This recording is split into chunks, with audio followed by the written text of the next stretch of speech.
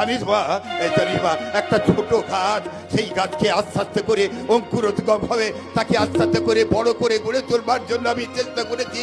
বিশাল বিশাল আকার ধারণ করলো, তাকে না আমার স্নেহতে, আমার ভালোবাসা দিয়ে, বাতাস দিয়ে সেই ছোট্ট গাছটাকে আমি আস্তে আস্তে করে বড় করে গড়ে তুলতে চেয়েছিলাম।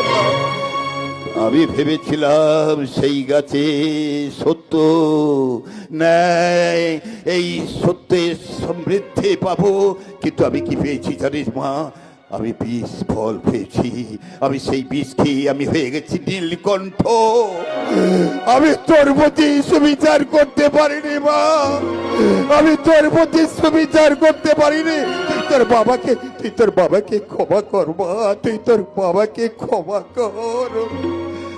কি বলছি? হ্যাঁ, বাঁচতে হবে। হ্যাঁ, বাঁচার লড়াই চাই। হ্যাঁ, বাঁচার জন্য আমার একমাত্র সম্বল আমার হাতের এই কেল্লি। এই কেল্লিটাকে হাতে নিয়ে আমি গ্রামে গঞ্জে, পথে প্রান্তরে, স্টেশনে স্টেশনে আজকে আমি কি চা বিলি করবো। কেন? আমি যখন চা নিয়ে যাব না, তখন অনেক মানুষ আমার দিকে সেই চা খাওয়ার জন্য ধেয়ে আসবে। আস্তে আস্তে করে যখন মানুষ ধেয়ে আসবে, আমি প্রত্যেককে চা দেব। এই গোছা গোছা টাকা আমি পাবো। সেই গোছা গোছা টাকা নিয়ে না একদিন না তোকে একটি ভালো বাড়িতে বিয়ের ব্যবস্থা করবো। কি বড় বাড়িতে তোর বিয়ে হবে।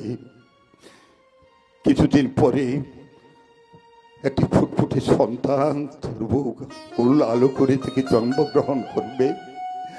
জানিস মা, সেই দাদু আমাকে আবদার করে বলবে, দাদু দাদু তুমি ঘোড়া হও, আমি তোমার পিঠে উঠে চড়বো। কখনো বলবে বাঘ হয়, কখনো বলবে ভালুক হও।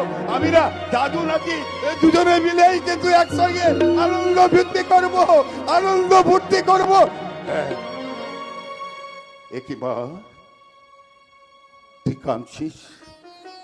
না না, কাঁদিস না মা, কাঁদিস নাই। কাঁদলে জানিস সংসারের অমঙ্গল হয়ে যাবে, অমঙ্গল হবে রে মা। এই দেখ তো, দেখেন দেখ, আমি তো কাঁদছি না। এই দেখ না, আমি তো হাসছি, আমি তো হাসছি, আমি কাঁদছি না, আমি কাঁদছি না।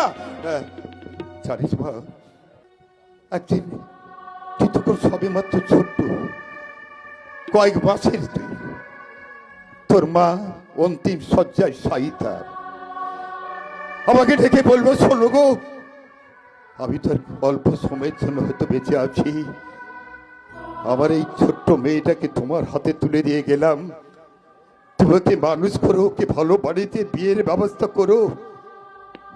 এটাই বলে কিন্তু আমার কাছ থেকে চলে গেল। আমি পারিনি, আমি পারিনি আমার স্ত্রীর কাছে যে আমি প্রতিশ্রুতি দিয়েছিলাম, আমি তাকে রক্ষা করতে পারিনি মা, আমি রক্ষা করতে পারিনি।